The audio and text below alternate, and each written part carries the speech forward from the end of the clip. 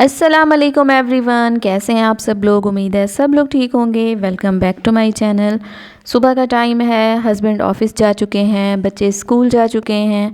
मैं अब क्लीनिंग करने लगी थी और सुबह जब मैं उठती हूँ और बच्चे भी जाग जाते हैं और तैयार हो जाते हैं स्कूल के लिए, तब मैं ब्लैंकेट वो तह करके रख देती हूँ उनकी जगहों पे। इससे ये होता है कि थोड़ा सा काम भी क्लोज़ हो जाता है और दूसरा ये है कि बाद में फिर बेडशीट झाड़ के और जो क्लीनिंग होती है मैं वो कर लेती हूँ। तो आज का जो व्लॉग है थोड़ा सा आप लोगों के लिए इंफॉर्मेटिव होगा। मे बी कुछ लोगों की हेल्प हो जाए, क्योंकि मेरे साथ भी ऐसा हुआ था कि जब मुझे पता नहीं था तो ये प्रॉब्लम सॉल्व करने के लिए मैंने बहुत ही ज़्यादा टोटके आजमाए थे। तो फिर अब मुझे ये खैर याद नहीं है कि मुझे किसी ने बताया था या कुछ इस तरह से। तो मैं अम्मी के घर थी और वहाँ पे मुझे पता चला था कि इस तरह से अगर ये किया जाए तो ये आपका मसला हल हो जाता है। मैं आगे चल के आपको बताती हूँ कि वो मसला था क्या। ऐसा हो जाता है कि कभी कभी आपके लेज़ीपन की वजह से आप कुछ ना कुछ उलट पुलट काम कर देते हैं। तो आप लोग सोच रहे होंगे कि मैं आपको बस सोफ़ा ही दिखा रही हूँ, तो ऐसी बात नहीं है। ये जो है ना, मैं आपको लाइव इसकी डिटेल बता रही थी कि ये सोफ़ा कम बेड है जो कि मैंने बनवाया था। 2-3 महीने हो चुके हैं जब मैंने यूट्यूब से ब्रेक लिया था और इधर बहावलपुर से ही बनवाया था। मैंने इसको इस तरह से बनवाया कि मेरे रूम में ऐसे ही सोफ़ा की जगह थी और अच्छा भी यही लग रहा था।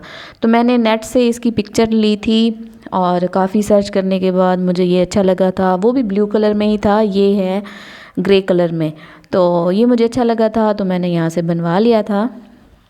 और अब यहाँ पे मैं आपको दिखा रही हूँ कि हरीम फ़ातिमा ने आज न्यू ड्रेस पहना था। ये खद्दर का फ़्रॉक है जो कि मेरी छोटी बहन ने स्टिच किया है।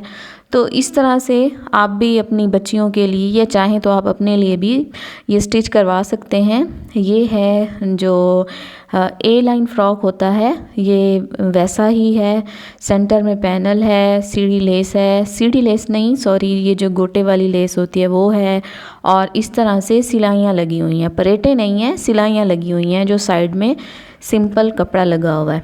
और जो पैनल है वो प्रिंटेड है, बाजू हैं, लेस वगैरह वगैरह लगी हुई है।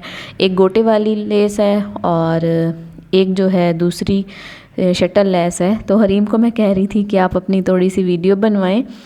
तो अब जी ये सुबह का क्लिप है जब हरीम स्कूल जा रही थी, तो तब मैंने बनाया था।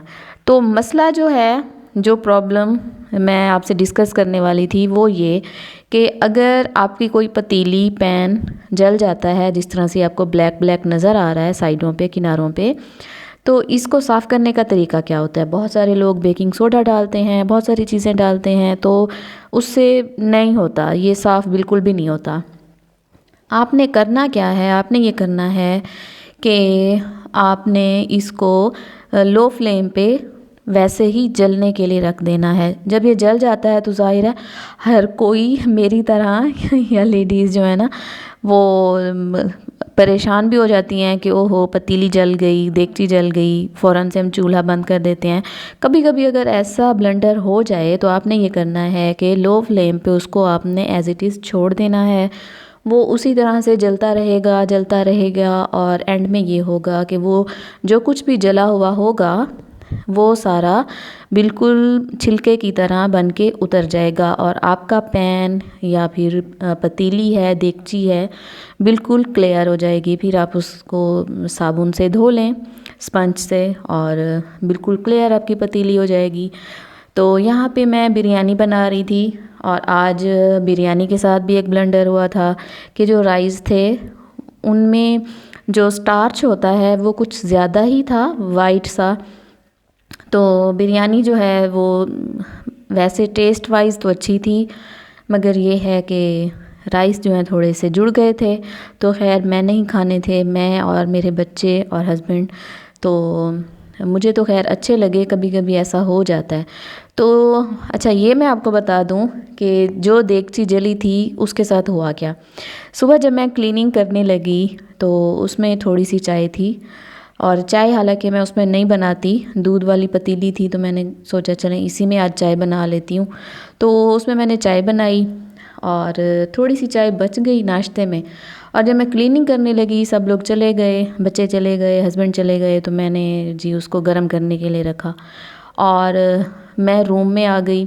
मुझे भूल गया कि भाई मैंने किचन में भी कुछ रखा है गर्म होने के लिए। वो तो जब धुएं उठे और सब कुछ जल चुका था तो फिर मुझे होश आया कि ये काम हो चुका है। तो फिर खैर आहिस्ता आहिस्ता उसको मैंने वैसे ही पकने के लिए छोड़ दिया, जलने के लिए छोड़ दिया और फिर पतीली साफ़ हो गई, जैसे आप लोगों ने वीडियो में देखा भी है। तो यहाँ पे नज़र भी आ रहा है कि राइस में जो है ना, जो वाइट वाइट सा लेस वाला पानी होता है वो काफ़ी ज़्यादा है। और फिर राइस बॉईल हो गए थे, हालांकि मैंने ज़्यादा बॉईल नहीं किए थे। जैसे मैं अपने हिसाब से बिरयानी बनाती हूँ, मुझे 1 या 2 कनी का पता नहीं चलता, तो सही थे। मगर ये है कि उसमें लेस कुछ ज़्यादा ही थी तो चावल इस तरह से जुड़ गए हैं। और यहाँ पे बच्चे अब आ चुके थे, बिरयानी भी रेडी हो गई थी, तो मैं अपने लिए और अपने बच्चों के लिए ये लेके जा रही हूँ। रायता मैंने 2 तरह का बनाया है, एक ग्रीन चटनी है और दूसरी जो है ज़ीरे वाली है, ज़ीरा नमक और ये है। तो ये दोनों मैं ट्राई करूँगी क्योंकि मैंने हस्बैंड के लिए बनाई थी ग्रीन चटनी, आई मीन जो हरी मिर्च और हरे धनिया की चटनी थी, और मैंने अपने लिए ज़ीरे वाली बनाई थी क्योंकि आजकल मुझे ये ज़्यादा अच्छी लगती है। तो आज का व्लॉग जी बस इसी बेस पे मैंने बनाया कि थोड़ी सी इन्फॉर्मेशन आप लोगों को मिल जाए। हो सकता है किसी के साथ ऐसा कोई मसला दरपेश आया हो तो वो सॉल्व हो जाता है।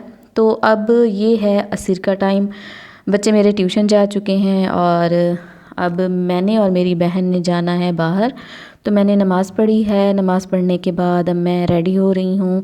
तो और तो कुछ नहीं, बस मैं सन ब्लॉक लगाऊंगी। ये वाला सन ब्लॉक काफ़ी अच्छा है और अब मैं यूज़ करती हूँ जब भी धूप में जाना हो तो, क्योंकि जब आप सन ब्लॉक यूज़ नहीं करते आपकी स्किन के बहुत सारे मसले फिर आपको देखने को मिलते हैं।